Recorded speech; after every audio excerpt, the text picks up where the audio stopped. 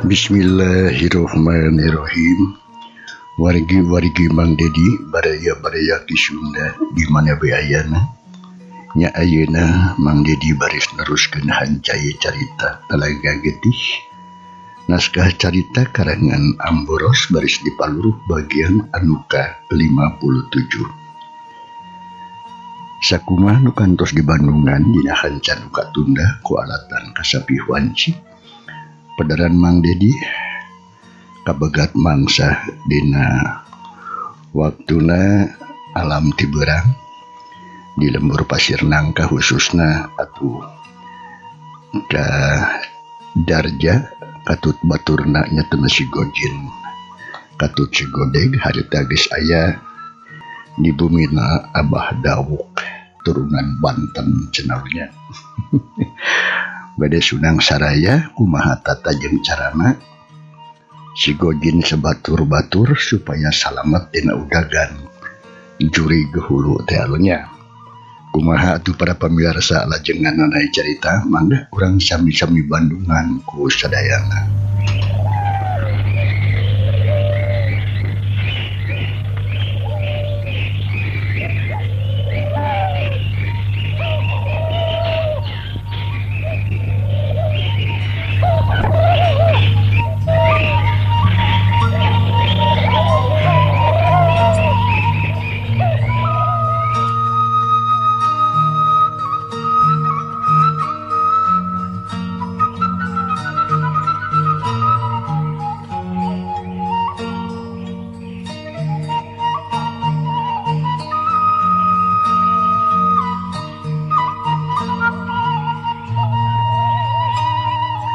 Keayaan alam di lembur pasir nangka dina mangsa alam berang harita manuk-manuk recet di sarada mapaesan keayaan alam. Sedengkeun breh atuh aya hiji imah anu mencil horeng eta teh imahna Bah Dawuk teh nu dipentaan tulung ku Darja sabatur-batur. Malah harita Darja tumanya ka Bah Dawuk panun melong sabab hayang menang jawaban anu pasti cenah ngeunaan persoalan anu ayeuna keur disanghareupan ku maranehna. Ngadenge atuh omongan Darja kitu pok harita Abah Dawuk.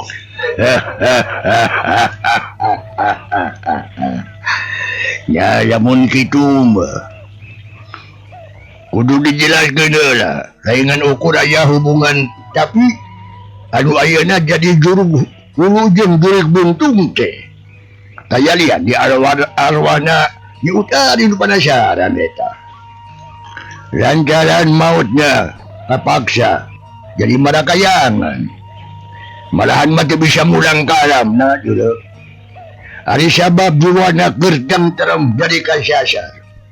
Semalam manehna teh atuh geus kada sumpah sok sanajan hirup di alam mana bae ge.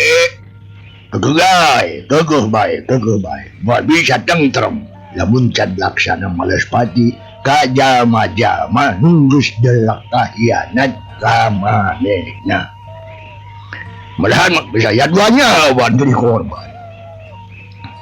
Anu sarua nemahan pati di Talaga. Aduh ayeuna geus jadi tempat padudukan dia. Da kitu kadenge ku dia. Kitu cek Abah Dawuk. Ngomongna daria pisan. Malah di Bandungan ku Darja jeung batur-baturna atuh puguh we kadenge kitu mah tiluanana ge ngarenjang. Malah katara beungeutna beuni pararias.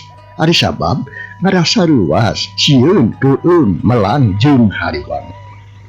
Lantaran ayeuna mah moal nyalahan deui lamun ceuk utari si juri gulu arek malespati komo da geus aya dua nyawa nu jadi korbanna nyaeta Suta jeung Mintarsih nu geus nemahan pati di Talaga nu tangtu maotna akibat dibinasa ku arwahna utari anu marakayangan.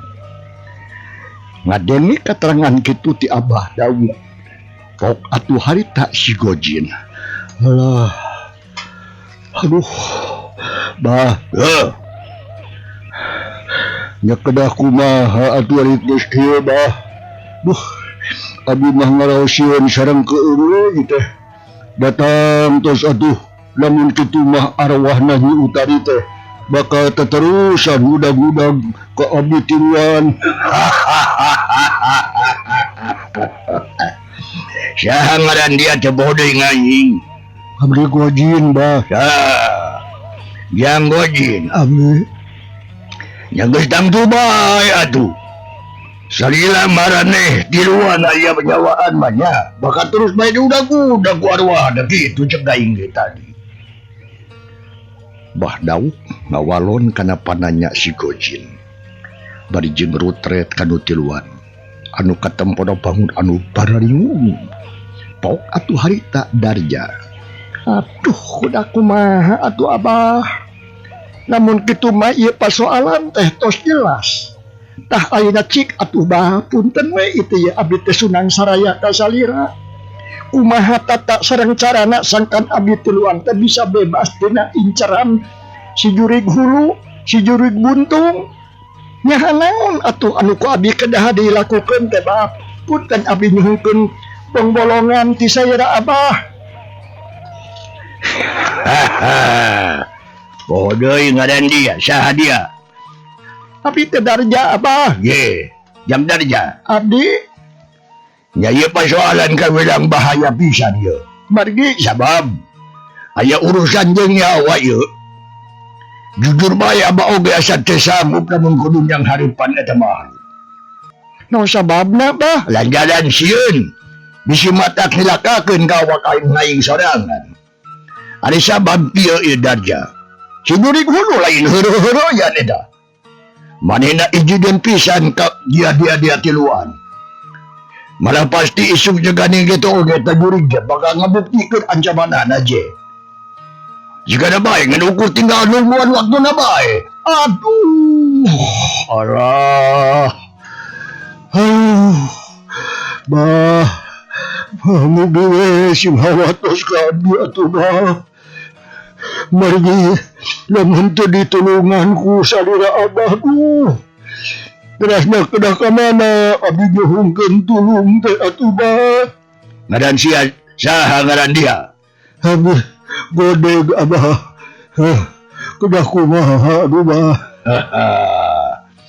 Nya wayahna bae eta mah. Kudu disang harapan bae ku dia tiluan.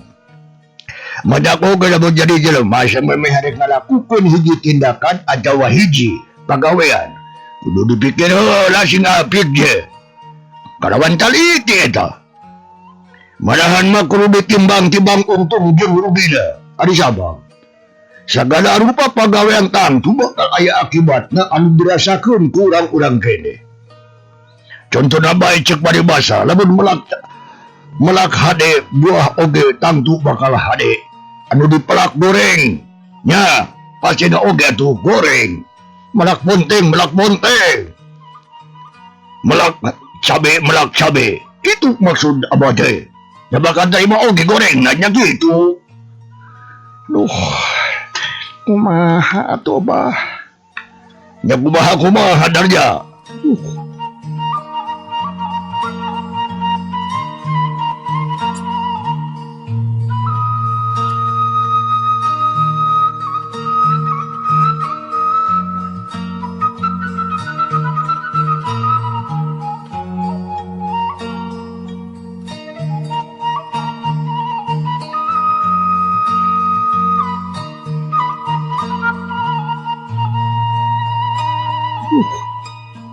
Salira Abah teh tos kasohor ilinuhung ku pangarti jemar ku pangabisa.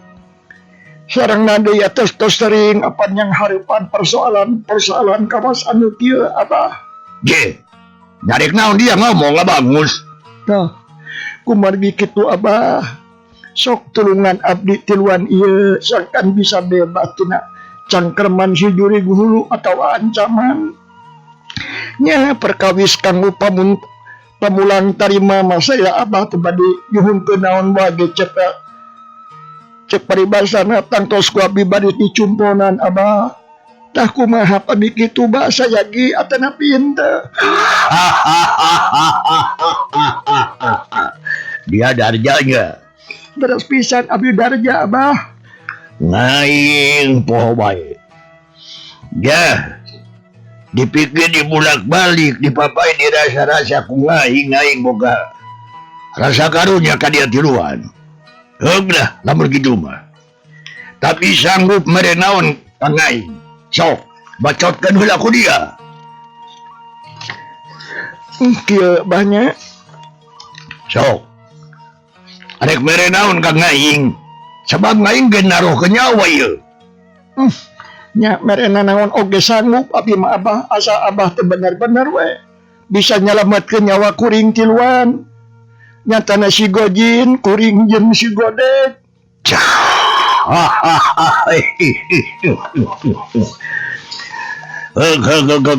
Wae ku ngaing di tarekahan, di syariatan. Nyak bae atuh kitu mah. Ngaing daek nulungan ka dia omat. Ulah poho kana jambi anu geus dikedakeun ku dia kena sorangan. Malahan mah kudu sanggup pikeun nyumpulna sagala anu jadi pamenta dewe. Ha, ngarti darja? Teu kada hariwang Bah. Teu kada hariwang Bah, tangtos ku abdi oge bakal diestokeun pisan. Nanging Tapi naon? nah naon atuh nujankeun pamunut Abah ke. Hoyong naon kitu maksud kuring teh Abah. Ye. Denge keunjang darja kahayang ngaing paminta dewe mangan sarupa bae. Sok bae geus sadiakeun duit anu jumlahna loba alias rea.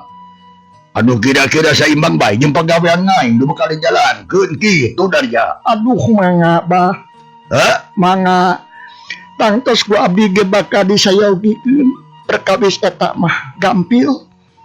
Tapi anu salajengna kedah kumaha pade kumaha rencana mayunan si jurig hulu teh Abah. Ye. Darja Godek oge Gojin. Siap. Ngeunaan persoalan si jurig hulu. Teu kudu salempang dia. Nangge penting hayu urang datangan ka talaga jeung ngaing.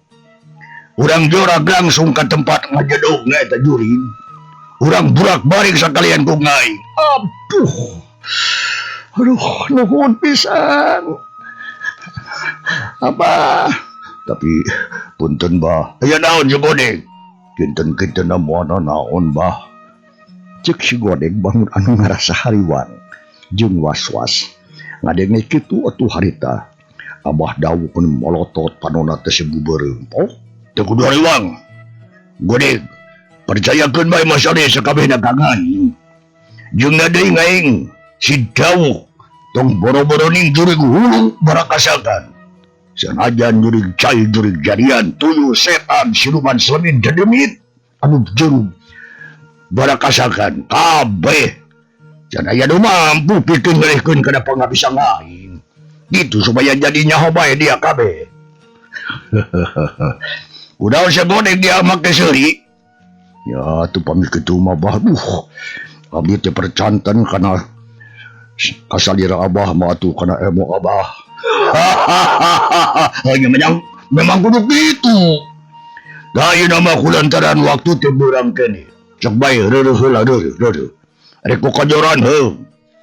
Bisi arek nyaratu banjir gue ka ditu ngaliwat ku sorangan. Di dapur, da biasana mah geus aya. Bek. Tah. Jeung deui deungeun namanya ngalabai lauk kadinya dah.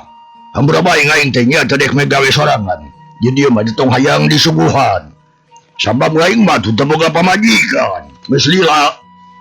Ai pamajikan Abah teh ka mana Bah? Kumaha Darja? Pamajikan Abah ka mana Diserahkeun bae ku ngaing teh kuateun. Geus genep kali Abah ngawin awewe bikang gitu. Hebat Abah mah nya bisa kitu tah. Tah bah ari anu dipayun nah ka mana bojo Abah teh. Tunggu oge anu teh heula mah geus dilandunya bae les bae. Bae. Dah dumasar kana haeta dewek teh boga deui niat rek kawin deui. Nyatana ka nyerom lah rada ngora. Golis oi. Golis. Urang babakan ieu. Umur na tapon sa lamaya ka na sa 18 taon na. Budak kene. Masih kena aku ngayon ka. Awal gitu. Duh hebat abah mah duh. Bade nikah deui abah teh sareng muni tiasaan abah mah ningingkeun randang ora teh. Lain ge naing atuh teu bisa kitu kitu ajan mah. Turutan naing turutan. Siapa ngaing ayeuna mung ari kudu menangkeun randa kolot mah. Lihat.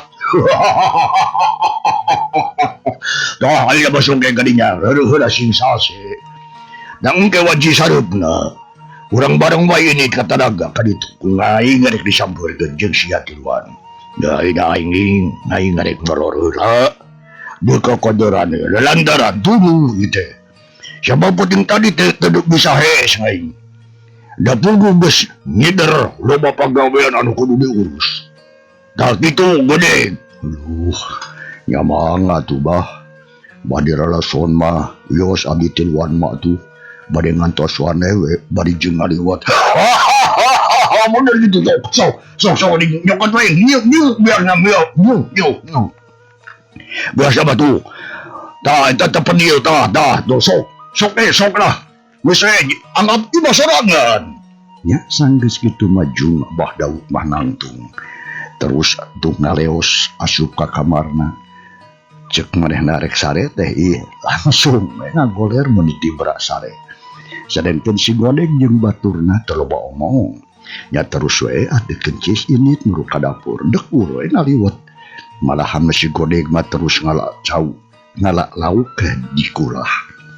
Keur deungeuna cenah lantaran geus dititah ku nu boga nyatana ku Abah Daud. Jadi teu ngarasa asa-asa.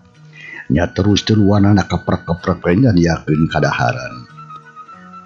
Teu lila antarana kadaharan teh atuh geus sadia sanguliwat anu ngabul keneh nimeleg nirbu sareh jeung salam dibaturan ku Samuel Goang atuh jeung Samuel Surawung jeung goreng lauk ditambahan ku lalab atahan menang metih kue tiburuan di pipir imah si Abah Daud.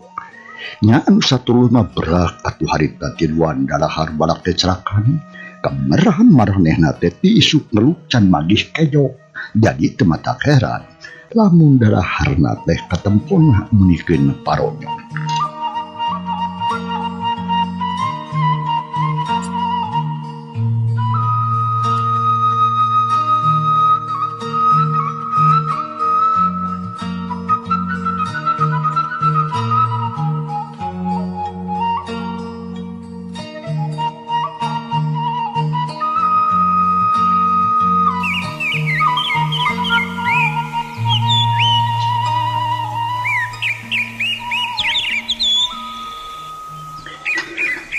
Kasugri para warigi gancangna mangsa alam dina carita teh karasa nyerolekna nyaho wanci harita teh geus dincak we kana wanci pasosore geus biasa dina mangsa kitu mah tong geret geus reang patembalan pasalan jeung sorakman nu recet di sarada di dadahan neangan pangaubanana.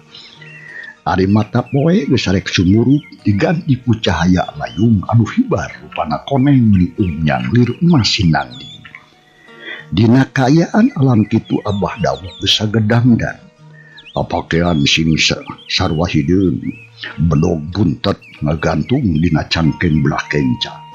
Sarta teu poho mawa pakarang anu jadi kegamanana anu marupa keris pusaka cenah. Diselapkeun dina jero bajuna nu tara pernah tinggalkeun lamun arek ayana naon teh salilana eta kerisok dibawa lantaran mangrupa warisan ti aki bubuyutna cenah. Malahan ma Abah Daud oge teu boho samemi ini teh nyelang nyokot heula uyah badag sarawu terus dibungkus atuh ku daun cau sarta bes diasupkeun kana saku kampretna. Sanggeus kitu po atuh harita Abah Daud nanya kasih Godeg sabatur-batur. Kumaha geus siap dia? Dah. Ayo nang Godeg. Kanggo naon gedengan kanggo ngabantu nu ya sagarupa bah. Je, ada siya ngerti baik. Taglumatakan yang anak kangaing soan gitu, tinggalkan baing kailah. O ka naman dala ko dia, mama usa uyah sote, kesasadian iya ba, bisiin ke parang dibutukan. No sabab na, aba. Lantaran, sa garupa oge kudu tarap di sing hati-hati, adi sabab. Duri ganurek di sang harupan tete bisa dianggap labora iya. Bala. Mata kade sila yang teluan, kudu ingat kada syarat-syarat na detan, sadia kenul tuloba. Minang ka kenyelamat ke nyawa dia kabe. Kitu cek Abah Dawuk. Ngomong tegas pisan bari panon bacerong kan tiluan. Darja anu boga niat. Harita pok ngomong. Mangga Abah. Persoalan eta mah atuh tegedah hariwang jeung mang di abdi tiluan teh moal jalir kana janji. Moal udar tina subaya Abah. Leres pisan bah, tenang werah perkawis putih mah. Margi ayah di dendar jauh, raja uang. Syukur. Yang baik ngai, percaya ka dia kabe. Ayah na manyahayu wayu orang mininda. Kebenaran wajib cek besar sarut na iyo. Jadi alus pisan. Bikin orang opatan bang, ngamimitian lupa apa. Hayu, orang nindak buru. Mangga atuh bah ngiringan. Nya sanggeus sagarupanak kawilang dianggap ngesarineh mah tarapti mah Bah Dawuk sebatur-batur geus teu bicenan deui waktu. Harta kene bra opatan demiang dek ngajujug ka talaga. Abah Dawuk lempang teu heula mun ngageuning gagah pisan. Dituturkeun ku Darja diselang ku si Godeg. Dituturkeun deui nyatana ku si Gojin anu tu panuntung. Anu lempangna bari jeung marawa obor ai sabab bisi teu bisa ningali tincakeun pajarkeun teh. Arekatak keureuh paayaan alam poe. Wanci beurang kasilih diganti ku mangsana alam peuting. Sora jangkrik jeung gaang bagianna kudu disarada meureun. Muni patembalan ditembak ku sora cari cangkas. Jeung sora-sora bangkong dina tampian benikang kengkong di sisi sawah. Angin letik ngahiliwir karasa meniti iscamewe kana awak. Ai daun cau pating arulang kawas anu keur ngagupayan. Kahlapkeun ku angin pasosore. Bah Dawuk lumampah diiring ku batur-baturna. Keur pating keredik we lumpang mapai-mapai ke lengan sawah. Harita mah ngahaja tingaliwatan jalan pilemburan sabab pajarkeun teh motong jalan ngarah tereh cenah nepi ka nu dijujug.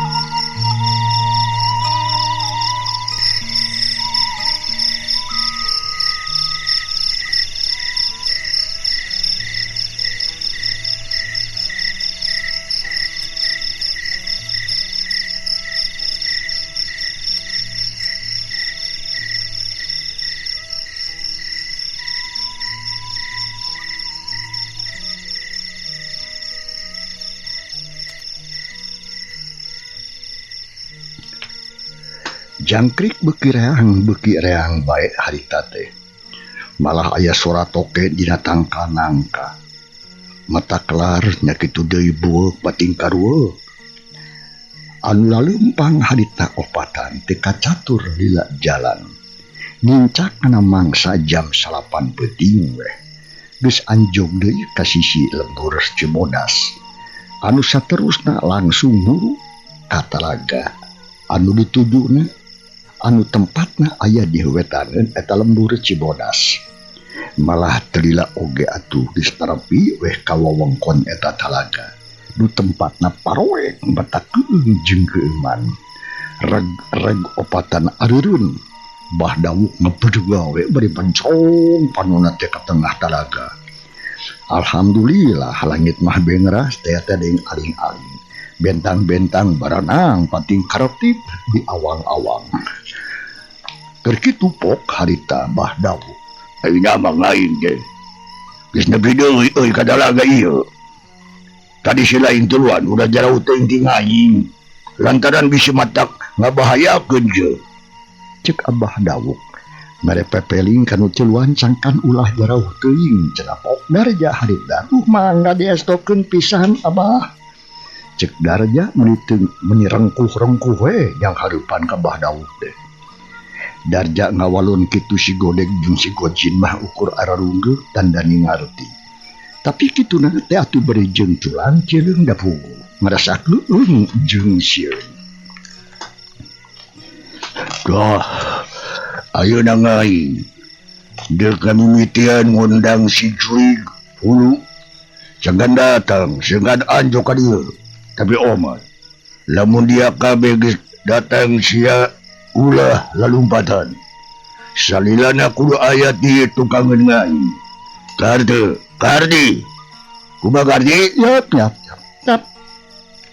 Kartos Bah. Mangga Bah, kartos. Cek dutiluan meh bareng membalan. Ari hate leutik nama atuh dak dumadakan menjadi tepuguh rasa. Loba kamelang jeung kahariwang. Sanggeus kitu brek eta Bah Dawuk teh sila adek yang hareup ka cai talaga. Reup anun teureum leungeun sidakep cinu kutunggal. Kereyem atuh babacaan tapi teuing macana nahaon da teu ngarti. Kuas nu keur ngondang-gondang dedemit anu ngageugeuk di wewengkon eta. Ben bantet dua mun bayar wekin ben barang atuh itu macam bulan. Waduh banyak jenis biji yang macam jual buat dia. Macam debat banyak. Baca yang macam jual itu berangkat biji oleh biji yang disendiri beliau orang jauh yang semua sebetulnya banyak. Banyak jumpa maya biji pada biji jual banyak jual banyak itu yang banyak dia juga. Masih juga. Jadi masuk juga. Gitu kecaman Abah Dawuk teh naon pikir kahartieun tong harganing si Gojin sabatur-batur dalah sim kuring ke macana ayeur nya sanggeus aya kana sawatara waktu na anak gelembung teh angin ngagulung sorana seak handaruan da eta we tatangkalan pating aloe kalakai garing atau ramang timpalatok halalibar obor anu keur dicakalan seuneuna kapalecesan luak leo katambaku angin peuting cegung sora anjing babau menikeun kambau ditembak ku sora manuk jurig kaayaan di wewengkon eta talaga nu tadina jempling sepi teh ayeuna mah jadi ngadan loba dedengean anu matak pikasieun nyaksian kejadian kitu. Darja si Godeg jeung si Gojin harita pating ngararinggeul. Tiluanana ngarasa keung, tapi teu loba ngomong, harita mah cararicing we narangtung tukangeun Abah Dawuk anu keur ngaciem perak sila ipis. Bareng jeung kitu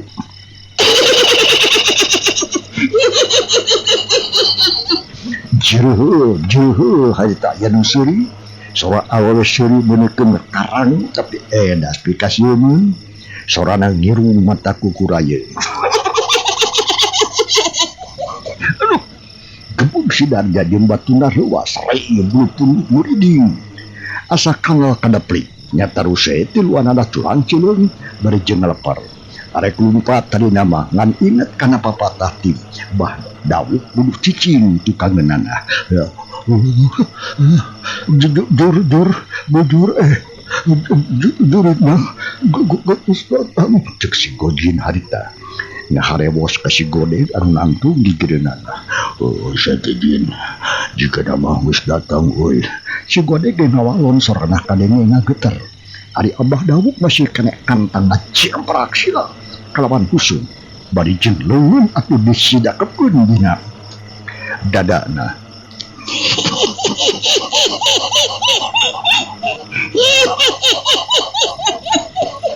Cikikik geleuyung harita. Aya nu ngageleuyung nyamperkeun ka Bahdawu.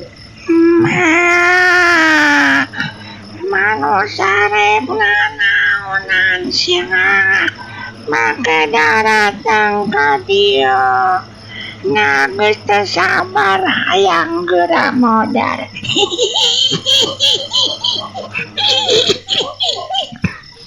Anu siri harita kadenge deui samalah bari jeung ngomong ditujukeun kanu araya dirinya. Brai atuh Bahdawu beuntak panonna teh jumlantung ngapedega gagah pisan. Sia iblis. Gandeng sia teh kudu dijerihilan kitu ka aing. Lamun sia tu ngarasa siluman anu linuhung ku ilmu jemar ku pangabecus sok gerak keluar sarta tembongkeun jirim dia. Sia ingat jirim anu asli mondok olah cicir hilang lantaran teu matak beunah kana ceri aing oge. Sok jang hareupan aing Cek Abah Dawu nangtang ke makhluk anu can katempo jirimna. Samalah kituna teh atuh jeung taki-taki sagala rupa Abah Dawu teh lantaran bisi aya nu ngabongan beunang. Jadi sia datang ka dieu teh nantang ka aing. Makhluk anu can katina jirimna teh ngomong deui bari jijerihilan jereuleu atuh harita. Suseria menengah jereuleu mata kukurayeun. Ngadenge kekacapan kitu ti makhluk buntung teh anu encan kan ngajerim awakna atawa tetempoanana. Bahdawu pok harita. ye disalah deui aing dagang ka dieu. Aing nindakna jauh pisan tayalian arek nangtang pikeun ngadu jajaten lantaran dia geus wadi-wadi ngaganggu kana katengtreman batur ngaing. Ya kulantaran kitu sok geura kaluar sia sedan deulekeun sia jirim sia ku ngaing can kadeu kene. Cek Bahdawu harita teh kukulutus malah bari jeung celang-celeng lak cangkeng. Aksi pisan jiga nu rek tarung we. Ngadenge kitu jereul deui harita. Wanci nyapih mangasanya kapan. Cag para pamirsa, ye carita urang tunda heula. Insyaallah mandi baris neruskeun ieu carita dina bagian anu ka-58. Hatur nuhun lo kusagarupining perhatosanana urang kantun kasadeana. Wassalamualaikum warahmatullahi wabarakatuh.